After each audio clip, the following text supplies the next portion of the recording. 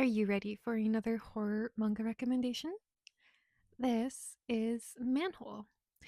This is one I did borrow this from the library because I couldn't find it. I couldn't find it at the store. And I have only read the first volume, but I did really like the first volume, so let's talk about it.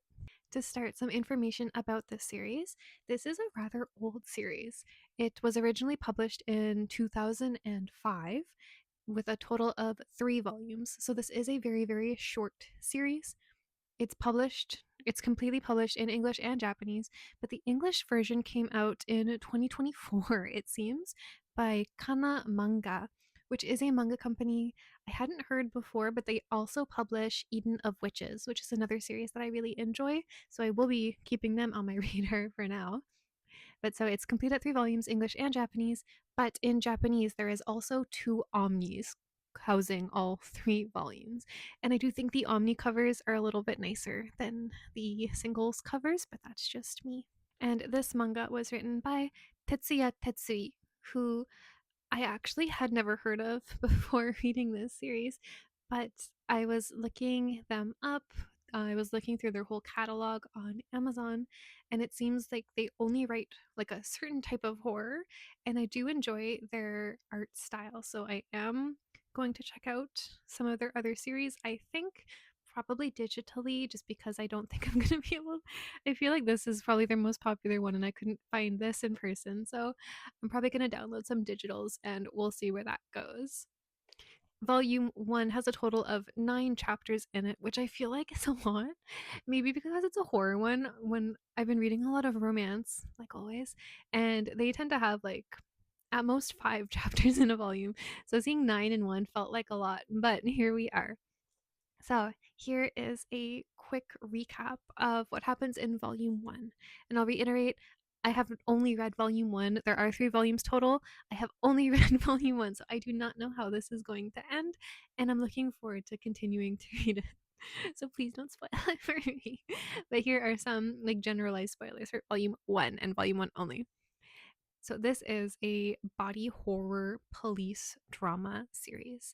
And the series does flip flop between following the police as they're trying to catch the criminal mastermind behind everything that's happening, the criminal mastermind kind of bragging about what he's doing, and kind of the aftermath of the criminal's actions. So there's 3 parts to the series and it flip-flops between all 3, which in my opinion keeps things fresh. I do really enjoy a well-told police horror drama.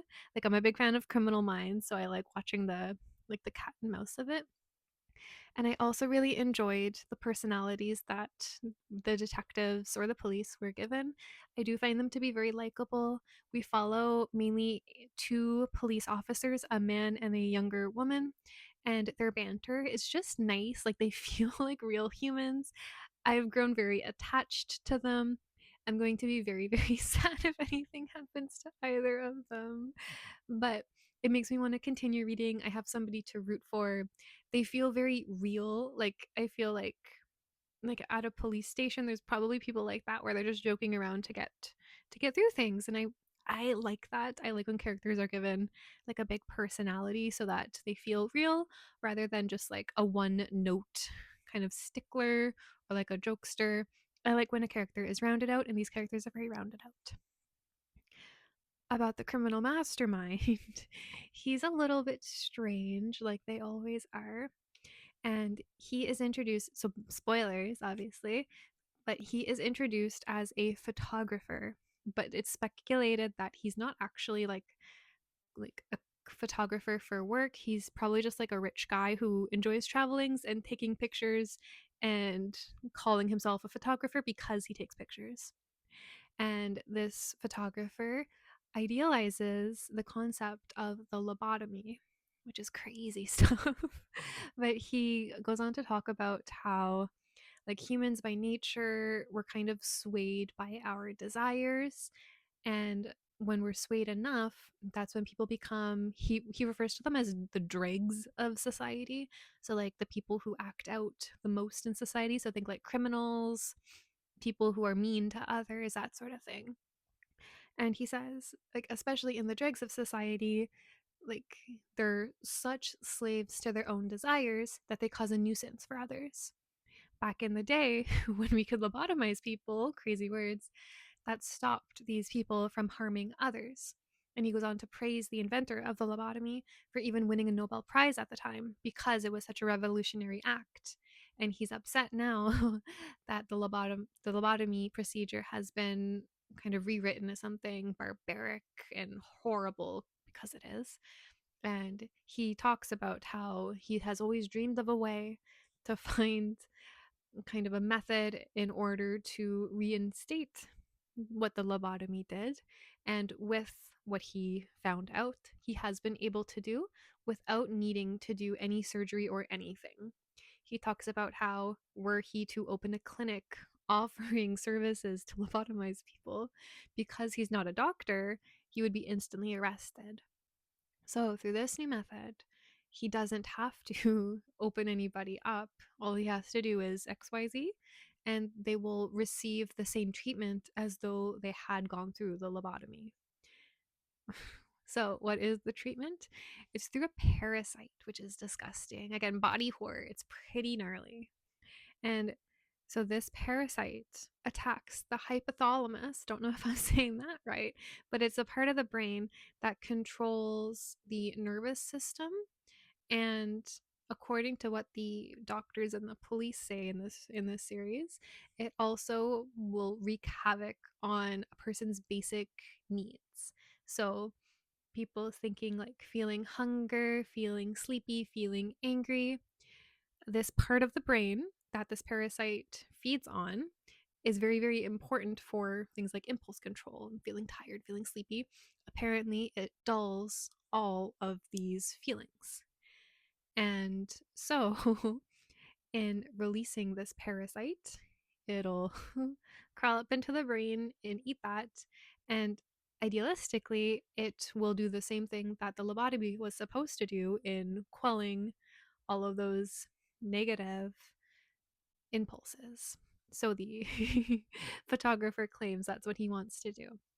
This parasite, though, is incredibly, incredibly contagious because it's in the blood vessels. It's very, very easy for it to spread out, basically. And that's basically what's happening. The doctor, I don't know if it's him himself or if he has somebody else do it. It's not fully revealed, but the doctor has the dregs of society. He'll kidnap somebody, cause that person to be infected with this the parasite. The parasite does take your right eye while it's on its way to your brain. And then once the person's infected, he lets them go. And so far, every person who we've seen become infected, they pass away. They don't survive it because it takes away so much of their brain, from what I can tell, that they're incoherent. They don't know what's happening. They're confused. It's not like it's taking away like the feeling of being tired. It takes away the like, where am I? What am I doing? What's my first name? Like, I don't know what language I speak. Like, it takes everything away. And I don't know if it's a deal where it only affects certain people or not, or he grabbed the wrong parasite or not. I don't know. Because it's revealed that this photographer also had the parasite. He allowed the parasite into his own body. He's lost his right eye and he's chill. Like he's fine. So if he's fine and he did research to find like a whole society of people who have been attacked by this parasite and they're fine, minus their right eye, why are the people who he's attacking in Japan not fine? So we follow the series as infected people pass away, and when they pass away, it's never it's never not gruesome. I'll say like that. Like it's always something big. It's big, other people are affected, and when other people are affected in these incidents, they seemingly also catch the disease. And we watch as the parasitic disease spreads and the police try and find out what's happening. The police do know already that it's a parasite because the first victim when they took them in to investigate them, they found like they're really long, they're pretty gross. But so the police knows what's happening, but I don't think they know the scale of what's happening. It's gross. It's not like the most body horror series that I've ever read, but it's still gross. Like I appreciate I appreciate the body horror, and I'm excited to see where it goes from here. I am a little bit confused, I will say, as the photographer says that like he wants to cure the dregs of society. He keeps talking like that. But he also talks like he wants to infect the entire world with this parasite. So I'm a little bit confused as to, does he think that everybody needs it? Or does he only think that the bad people need it? Because he did it to himself. I am a little bit confused there, because if he only thinks that some people deserve it, he's obviously going about it the wrong way. Either way, it's the wrong way. But the way he went about it is that he cannot control the spread himself. It's just going to spread as it spreads, which is terrifying. Because in the first volume, towards the end, we do see a woman who I'm fairly certain was infected with the parasite, covered head to toe in mosquito bites. And we follow just one mosquito just like flying out the window of an old lady's house, and we see it bite the old lady who like probably did nothing wrong, like innocent bystander. So, given we just watched only one of those probably like hundreds of mosquitoes, like it's going to spread incredibly fast as far as I can tell. And yeah, that is Manhole. And it is only 3 volumes, so I am pretty excited to see where it goes. I do like a good body horror. It's been a while since I've read a body horror. Typically, I read more of the like supernatural horrors, or like I do also read crime horror. Like I do like brutal, but that one's less, it's less body horror, more like brutal revenge stories, which I also like. But yeah, it's been, there was a hole in my horror reading, and this filled it. And it was very good. If you have read Manhole, please let me know your thoughts on it, but only volume 1, because again, I have not read volumes 2 or 3, and I don't want it to be spoiled for me because I am really enjoying it so far.